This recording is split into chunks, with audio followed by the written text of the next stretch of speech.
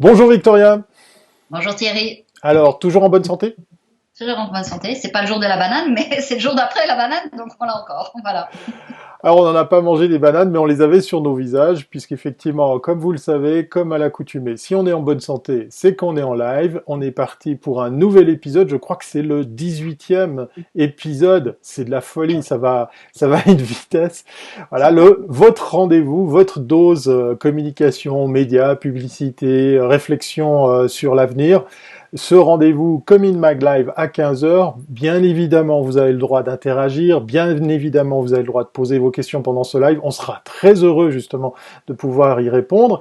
Et puis, vous avez le droit aussi de partager, de liker et aussi de proposer en replay tout ce qu'on va échanger aujourd'hui, puisqu'effectivement, je suis sûr que ça va intéresser plus d'un parce qu'aujourd'hui, on a, comme à l'accoutumée, mais de nouveau, un chouette invité, Victoria. Absolument. On a un agitateur d'idées. Je crois qu'il faut le résumer comme ça.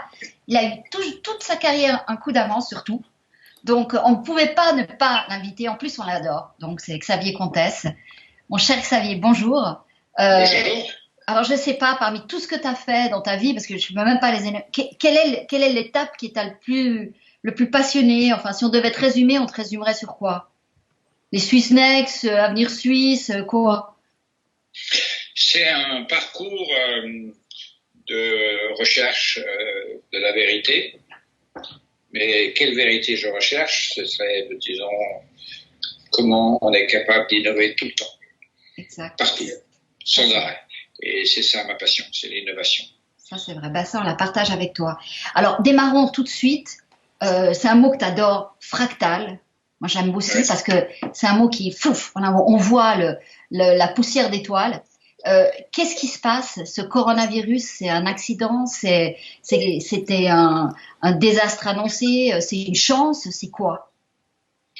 Bon, d'abord, c'est une pandémie que plusieurs avaient supposé qu'elle arrivait, puisqu'en fait, il y en a à peu près tous les 100 ans, une de ces grandes pandémies qui dévastent le monde. C'est pas la première, c'est la 4 ou 5e. On a eu la peste, la malaria, on a eu le sida, on a eu plein de trucs comme ça. Et on est chaque fois pris par surprise, parce que le monde, en fait, est face. Vous voyez, par exemple, il y a eu une grippe pandémique en 1969, juste après 68. Ben, figurez-vous, je l'ai vécu sans savoir qu'elle a existé. C'est juste récemment que j'ai Oui, appris. moi, j'avais jamais entendu parler de ce truc. Ouais. On n'avait jamais entendu parler. Et je l'ai vécu. Mais à l'époque, dans le fond, on s'en foutait. C'était après 68. Il y a fait beaucoup de morts, beaucoup plus que finalement le corona en ce moment. Mais on s'en foutait. Et donc, ça dépend vraiment comment l'état du monde est. Et si on est attentif à ces pandémies, et d'autres sont très dévastatrices. La grippe espagnole, c'était monstrueux. Et puis d'autres, celle de 67, celle de 69, pas tellement. Et puis des fois, c'est très local, et puis des fois, c'est global. Voilà. Bon, cette fois-ci, tout le monde s'est excité pour une seule raison. C'est que on avait vu ces images terrifiantes des hôpitaux de Wuhan, où les gens mouraient des couloirs de l'hôpital. Et ça, tous les mouvements ont dit ça, on veut pas. Ça, on veut absolument pas. Et en fait, on est organisé depuis ce moment-là contre ce phénomène de ce qu'ils ont appelé la vague, le pic, c'est-à-dire un afflux massif de malades à l'hôpital qu'il faudrait intuber. Et là, tout d'un coup, on s'aperçoit qu'on n'a pas les intubateurs, qu'on n'a pas les ventilateurs, qu'on n'a pas le matériel, qu'on n'a pas les masques, rien du tout. Le matériel médical pour une pandémie. Mais alors, qu'est-ce qui nous a fait le plus peur? C'était le fait qu'on a peur que des gens meurent, parce qu'on a pensé avoir vaincu un peu la mort, ou c'est le fait de se dire, mon Dieu, on n'est pas prêt? Alors, c'est plutôt on n'est pas prêt. Et le monde médical a réussi assez habilement à énerver tout le monde et à rendre attentifs les États. Mais au début, où certains gouvernements ont résisté, rappelez-vous de Johnson, rappelez-vous de Trump, ils ont résisté le plus longtemps possible contre ces scientifiques du milieu médical qui se sont retrouvés en défaut. Ils étaient mal organisés et ils n'avaient pas le matériel. Mais tout le monde, il y a un seul pays qui a échappé à ça. Donc, et c'était lié au fait que depuis plus de 10 ans, on avait partout dans le monde créé, dans le fond, moins de lits, on était passé à une médecine qui devait être plus rapide, moins chère. Enfin, Très néolibéral, quoi. Complètement. Alors ça fait peur. Alors pourquoi ça fait peur? Parce qu'en fait, la mort dans notre société moderne est de moins en moins tolérée. Oui. Donc ça, c'est un phénomène qui est lié à notre époque. Et puis, ce phénomène où vraiment les États, les gouvernements ont voulu absolument. Ils ont inventé tout ça. La distance sociale, le masque, c'est assez curieux, mais en 1630, la pandémie de la peste qui ravage l'Europe, 50 millions de morts, le masque a été inventé à ce moment-là. Et il avait d'ailleurs une sacrée forme en plus. Comment? Et en plus, il avait une sacrée forme, hein, ce long bec allongé en noir. Les médecins se planquaient là derrière parce qu'en fait, la longueur du masque, cette forme de bec d'oiseau, était en fait dédiée au fait de pouvoir respirer parce qu'on y mettait toutes sortes de choses, des clous de girofle, toutes sortes de senteurs, d'herbes, pour pouvoir couvrir l'odeur. Voilà. Vous avez appris quelque chose aujourd'hui. Donc le masque est inventé là, la distance sociale est inventée là, et le confinement est inventé là. Donc il y a des villes qui se confinent complètement et qui interdisent aux pestiférés de rentrer.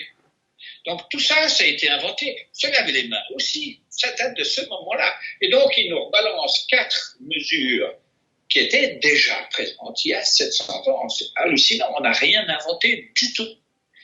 Et c'est des mesures assez barbares, finalement, parce que c'est pas technologique, bien vraiment. C'est ça, de bon sens, quoi. Mais c'est du bon sens, mais c'est surtout j'allais dire, à part un vaccin, on ne savait pas quoi faire, du tout. Et donc, on se rabâche sur des vieilles mesures, très vieilles mesures. Au début, vous vous rappelez, on disait lavez-vous les mains. Et puis, on nous disait de se laver les mains avec une substance alcoolique, qui a fait très rapidement défaut. Après, ils ont dit, oh, ça, à Marseille, ça va très, très bien.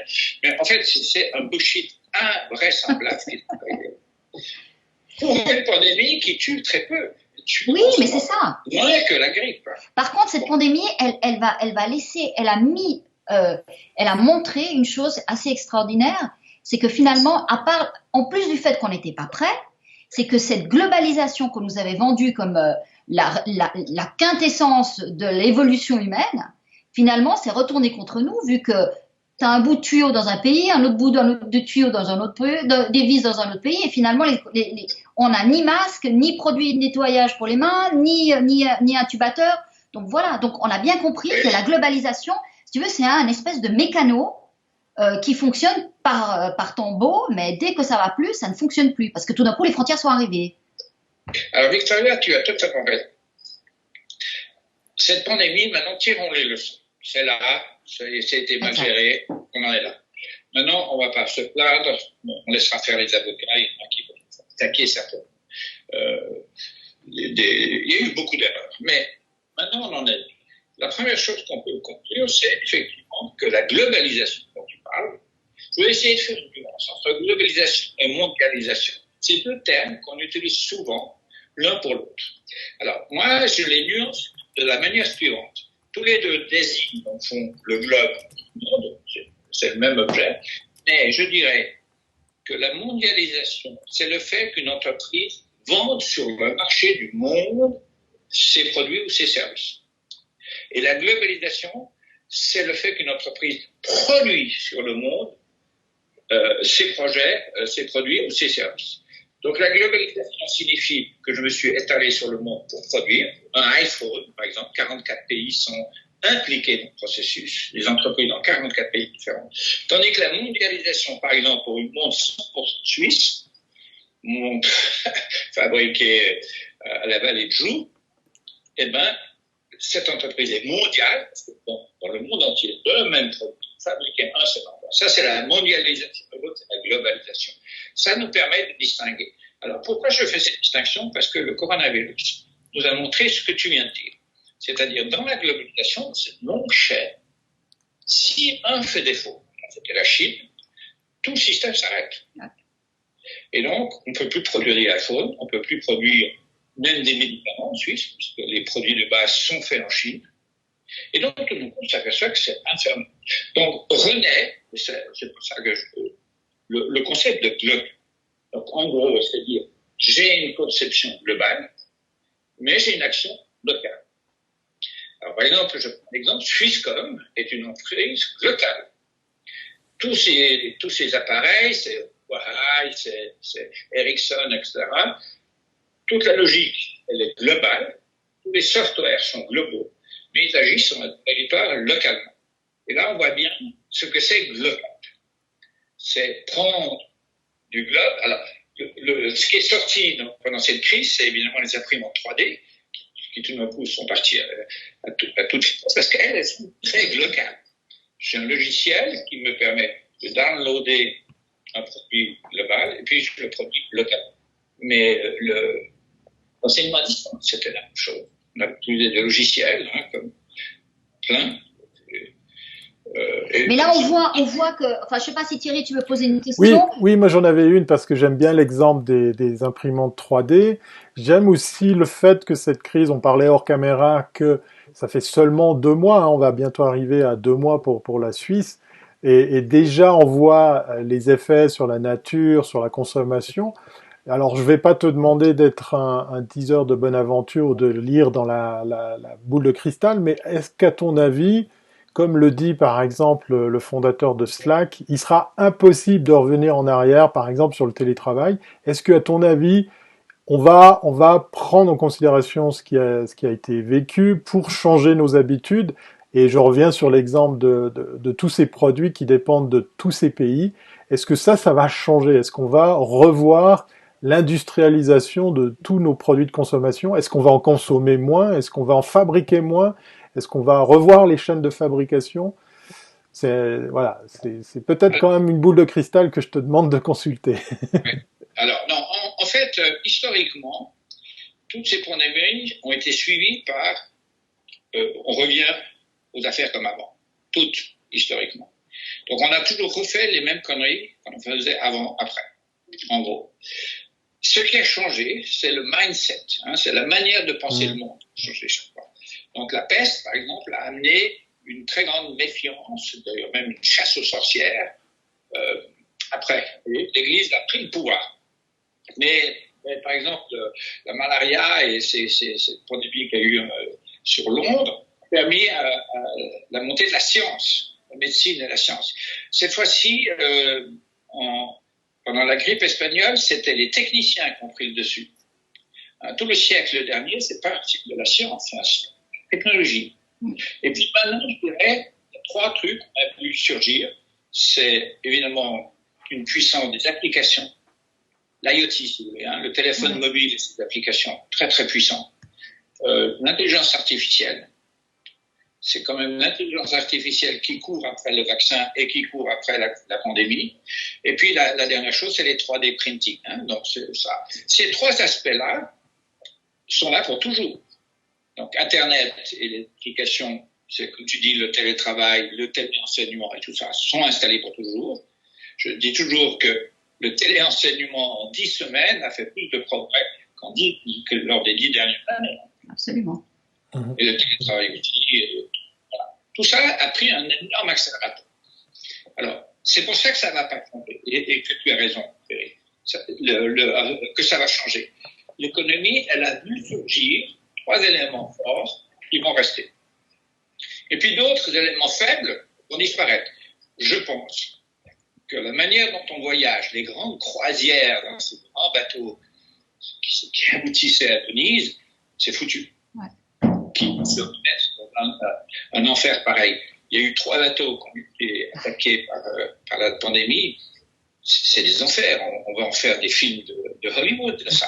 Mais c'est fini. On a peur de ça. Ah ouais, c'est vrai, c'était horrible. Mais ça tire le cinéma. Je pense que le cinéma est mort. Mais est-ce que l'aviation aussi, le fait de voyager comme ça, juste pour un tout et pour un rien? Mais ça avait déjà commencé avant. Oui, mais ça avait commencé. On va en prendre un coup, je suis convaincu. Le tourisme en général, on va en prendre un coup. Et puis, comme tu dis, on ne fera plus ça juste comme ça. Mais des choses plus graves, comme le cinéma. Je pense qu'on se remet plus jamais à une fois dans une salle. Alors, dans ce IoT et puis cette intelligence artificielle, et aussi les 3D, ce qui est intéressant, c'est que si tu veux, dans le même temps, on voit un retour de l'État, disons un besoin d'État, et en même temps, on a avec ces nouvelles technologies, si tu veux, les données privées vont être de moins en moins privées, vu que tout va être connecté, on va être de plus en plus suivi, traqué. Donc, comment est-ce que tu vois ces deux concepts coexister dans le futur, qui me semblent un peu antagonistes? D'abord, c'est l'État qui, chez nous, va mettre en application, comme en Chine, ces logiciels de tracer le coronavirus. C'est l'État. Donc, c'est l'État qui va se substituer, mais comme il l'a toujours fait. L'État, la protection des données est vraie pour les citoyens entre eux ou les entreprises, mais pas pour l'État. L'État, oui. C'est tout. Toujours. Mais l'État ne veut pas. Et ce que je disais dans cet antagonisme, tu as un pouvoir public qui veut garder la donnée pour la sécurité et va pas vouloir le donner à des entreprises privées. Parce que là, l'État n'a pas la donnée pour la sécurité. L'État a la donnée pour contrôler le citoyen, pour ses impôts, pour où il habite. C'est clair, ça c'est vrai. C'est la fonction de police. Oui, c'est juste. Police régalienne aussi. Régalienne, tout à fait, exact. Ouais. Pour l'éducation, il a toutes les données. Et il ne la partage pas. Donc, il y a une guerre sur la donnée. Pour l'instant, gagnée par l'État, très largement. Et puis, ça continuera, ça, de toute façon. Mais je ne pense pas que la donnée est l'enjeu, disons, la personnalisation ou la propriété de la donnée est l'enjeu majeur. Parce que les Chinois, qui sont sous contrôle étatique fort depuis plus longtemps que nous, 3000 ans, ouais, c'est juste. déjouent très bien le système. Hein. Par exemple, je n'ai pas un seul ami chinois qui n'a pas 2 téléphones mobiles, un officiel et un autre. Donc on s'amusera à tricher avec l'État, comme on a toujours fait, bien sûr, on trichera. Mais on n'a pas ça, la liberté. Donc, par exemple, avoir la liberté d'avoir des longs cheveux. Je suis pas concerné, je me sens pas visé. Justement, par rapport à, tu viens de lâcher le mot tricher. Beaucoup se plaisent à dire que cette crise, pays par pays, va méchamment influencer la bonne marche de notre économie. Il y a des boîtes qui vont couler, qui vont pâtir. Est-ce que justement la façon de produire, d'exercer, de travailler, de diriger une boîte va aussi être influencée par ce qui se passe? J'entends par là que voilà, on était beaucoup à attendre de l'aide de l'État, d'être compris. Je parle ici pour les indépendants, pour ces petites structures. On doit rappeler que 97% de notre tissu économique est fait de PME. On a le sentiment que tout ce petit monde va peut-être laisser partir à volo leur boîte et tricher et travailler au noir ou trouver des subterfuges. Est-ce que c'est pas ça la suite logique de tout ça, d'être dans le système D, bon ou mauvais, de l'avenir, par exemple, de notre économie ou de notre industrie? Oui. Alors écoute Thierry, si on fait rien, tu as raison. Moi, c'est pour ça que j'ai intervenu assez rapidement dans ce débat, pour avoir un projet de sortie. Donc, c'est le projet que je défie de l'économie fractale, globale, etc. Je pense qu'on doit donner aux PME, aux entreprises, assez rapidement une solution. La solution, c'est de ne pas dire « allez-y au système D ». Parce que là, ils vont crever. Hein. Franchement, ils vont crever. Et de dire « non, il n'y a pas un horizon à 360 degrés de monde, il n'y en a qu'un ». Il n'y en a pas de 360 possibilités, il n'y a qu'une possibilité. Et cette possibilité, elle est essentiellement qualifiée par être à la fois globale et à la fois locale. C'est cet équilibre entre local, que je mets dans le mot local, qu'il faut trouver pour toutes les entreprises. Ça veut dire comprendre les enjeux globaux, ou les plateformes globales, ou les logiciels globaux, ou les conceptions globales, et puis agir localement.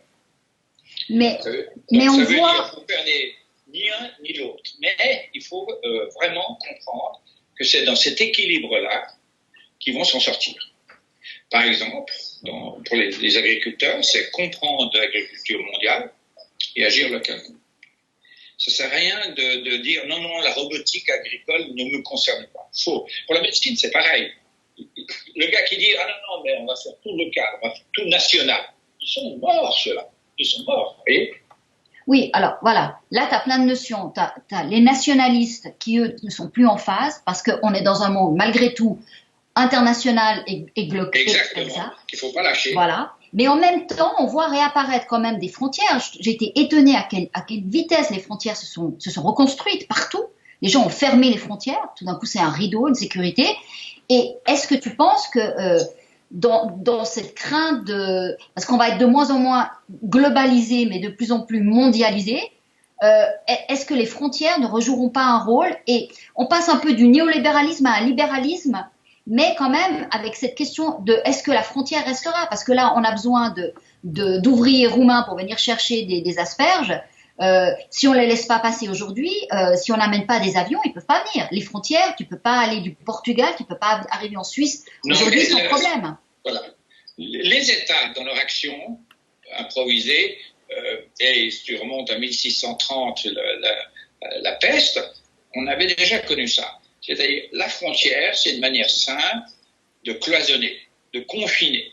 Donc, tout confine. C'est pour ça que je parlais le fractal. Ouais. Le fractal, c'est très intéressant parce que je suis confiné avec ma femme dans mon appartement, mais l'immeuble est confiné, la ville est confinée et le pays est confiné. Et pour chacun, je dois installer les 2 mètres finement à l'extérieur, que je n'ai pas à l'intérieur, se traduisent par la frontière. Mais une fois que le confinement est fini, les frontières sont ouvertes. C'est que provisoire, ça.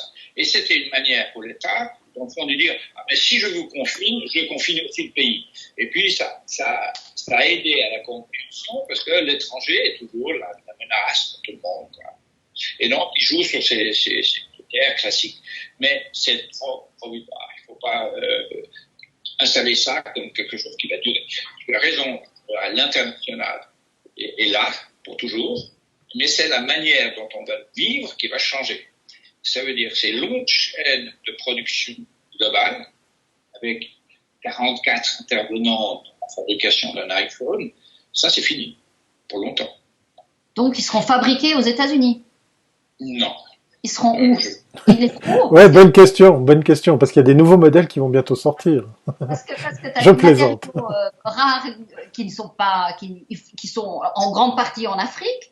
Donc aujourd'hui, la main d'œuvre la moins chère était en Chine.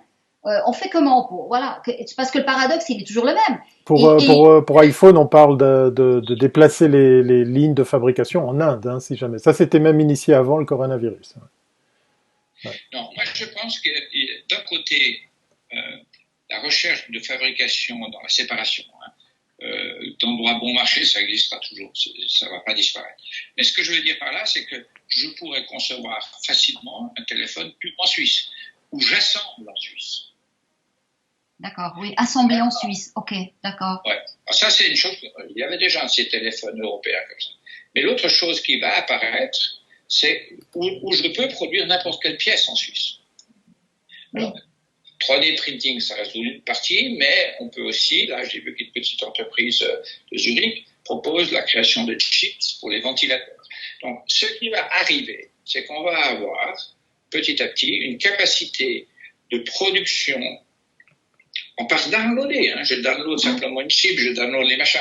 Donc on arrive dans une conception nouvelle. On avait la PAO, mais je vais pouvoir acheter, si vous voulez, des brevets, et puis on aura et je download.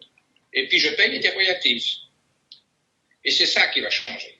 Donc la chaîne, elle est... Parce que, si vous voulez, le truc là, qu'on n'a pas vraiment discuté, mais ces navires marchands qui ont tous ces containers, un navire pollue autant que 1000 voitures. Pardon, 1 million de voitures. 1 million de voitures égale un navire. Parce qu'ils utilisent un pétrole de merde, etc. Ouais. Et donc, ça, c'est des choses quand même qui ont marqué notre esprit. Cette dépollution en 10 semaines, elle est invraisemblable. Est-ce qu'on va vouloir soutenir sans arrêt comme ça? Pas si vite. Et donc, je pense que une production industrielle, et si vous regardez dans le Jura, ce qui est maintenant à la mode, ce sont des machines que je peux mettre sur la table. La Micro 5, par exemple, c'est une machine outil classique que je mets sur la table. Plus elle est intelligente, elle a l'IA dedans. Donc, on va vers une miniaturisation. Demain, je pense que je mets une usine dans un camion. Donc, le monde va venir encore plus à nous. On a eu les ordinateurs et demain, on va produire sur place. On s'échangera des brevets, ce qui sera global, des patterns. Le marketing, peut-être même le marketing sera global. Et puis, il y aura un usage local. D'ailleurs, dans le marketing, si on regarde bien, tous les concepts, ils sont internationaux, ils ne sont pas locaux. Il n'y a rien de local. Oui, sauf qu'on voit quand même aujourd'hui arriver dans le marketing le besoin de mieux connaître le marché, si tu veux. Oui, Et oui, on le voit bien, tu as des données, par exemple, d'accord. en Allemagne, Mais le c'est e-commerce ne fonctionne pas aussi bien que peut fonctionner dans d'autres pays, parce qu'après, tu as des traditions, tu as aussi un réseau un maillage de magasins qui est différent. Enfin, il y a tout. entièrement d'accord. C'est pour ça que le concept de local va bien. Ouais, tout à fait. Non, C'est une non, tout à conception fait. globale et une action locale qui Est-ce tient compte. est-ce que tout ça aura une influence sur nos modes de consommation? Parce que je t'entends dire l'industrie qui arrive sur la table de la cuisine, l'impression 3D, la possibilité de produire, ou en tout cas d'assembler plus facilement et localement. Est-ce que ça va influer le rythme avec lequel on consomme? Est-ce qu'on va baisser? Est-ce qu'on va consommer différemment? Est-ce que ça va rien changer? Bon, de toute façon, on va les consommer différemment. Ça a déjà commencé. Alors, en quantité, je ne sais pas le dire exactement, mais différemment, sûrement. Mais si je reviens, par exemple, sur ces histoires de 3D et la manière dont on consomme, il y a des jeunes gens qui m'ont contacté, qui ont lancé dans un réseau mondial de gens qui détiennent des imprimantes 3D pour faire ces fameux masques avec une grande visière. Hein. Bon, ben, c'est un logiciel qui a été fait d'ailleurs, je crois, en Italie, et puis qui est parti dans le monde entier en open source. Et puis là, il y a des réseaux de jeunes qui se font ça. Et c'est un peu ces jeunes qui étaient sûrs des questions de l'environnement, qui maintenant vont sur la production en se disant, ah mais non, quand même, il faut être local. Donc, moi, je mesure ça à travers des choses vraiment vues de moi. Et donc ça va se faire. Sur la quantité, c'est très difficile à dire, Thierry. Je ne sais pas, moi. Il y aura moins d'argent. Hein. Il faut voir une chose, c'est que pour perdre l'emploi, les États se sont endettés, ils vont donc augmenter les impôts, l'immobilier va s'effondrer, donc il y aura moins d'argent. Donc il y aura moins de consommation. On va plutôt faire de la déflation que de l'inflation, c'est sûr ça. Ouais, donc on ira vers des choses. Donc l'environnement, quelle place aura l'environnement? Comme te le disais avant, je trouve très étonnant que, alors qu'on est en train d'atteindre les objectifs de moins de 30% de pollution, Dans 10 jours. on Oui, sort. en si peu de temps, c'est incroyable. Où est Greta? Oui, Pourquoi Greta? j'allais poser la Elle est question, où est-ce qu'elle est? Où sont les verts? Où sont les écolos? ils sont passés où tous ces gens qui nous faisaient la morale? Moi, je comprends pas. Greta, elle a perdu. Elle a perdu, oui, elle a eu la grippe aussi. Je comprends pas. Elle a perdu. Mais Greta, son problème, c'est que, en fait, bon, je ne vais pas regarder sa psychologie, mais Greta, elle était très bonne à engueuler les gens. Et s'il n'y a plus rien, quoi faire? Mais c'est ça. Voilà. Donc, en fait, mais ça, c'est les ultraverts. Mais le fond du verre reste, je suis convaincu.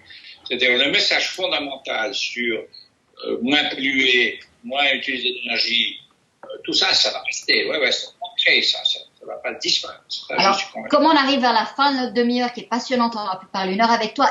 Alors, juste pour résumer, est-ce qu'on va vers un meilleur monde? Est-ce que c'est une chance qui nous est arrivée? Moi, je pense que pour les jeunes, c'est génial parce qu'en fait, ils ont pour la première fois une monde table rase. Moi, j'ai pas eu ça dans ma vie. Moi, j'avais un vieux monde qui était tout le temps là. J'étais tout le temps dans le vieux monde. C'est pour ça que toi, tu me dis, voilà, il est provoquant, etc. Mais moi, ce vieux monde, dans lequel j'ai vécu toute ma vie, il m'a fait chier tout le temps. Eh bien, eux, ils ont cette chance de refaire un autre. C'est extraordinaire. La prochaine décennie, elle est extraordinaire parce qu'il est possible d'avoir une feuille blanche et de refaire les choses. Je suis d'accord avec toi. Moi, je l'avais appelée la décennie heureuse avant de savoir ce qui allait se passer. Mais j'y crois. C'est la décennie heureuse. Formidable. Et c'est les jeunes qui vont porter ce nouveau monde. On verra comment ils le dessinent. Mais nous, on avait un vieux monde sur le dos. Ouais, c'est vrai. Tout le temps. Ouais. C'était agaçant. À dire que l'année passée, on était tous à se réjouir de 2020 parce que 2019 était une année de merde. Comme quoi, hein. Moi, j'ai appelé ça, alors retenez ça, j'appelle ça le reset. C'est une année reset. Parfait. Oui, très très bon terme. Oui, effectivement, il y a eu des mises à zéro dans pas mal de domaines. C'est vrai que c'est ce qu'on va retenir de cette crise. Xavier. Et on reset quoi? Son logiciel. Ouais. Oui, autant personnel que économique, la société à tous les niveaux. À tous les niveaux. Xavier Eh ben, Comtesse, agitateur d'idées et passionnant débat. Merci à toi pour ce temps et ce partage. C'était vraiment très très bien.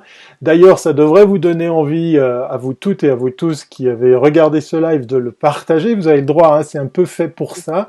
Vous avez le droit aussi de venir le revoir. Vous avez le droit aussi de commenter à nouveau. On se fera fort de répondre à vos interactions. On remercie encore une fois notre invité avec lequel on pourrait passer l'après-midi parce qu'effectivement, je pense il y a matière.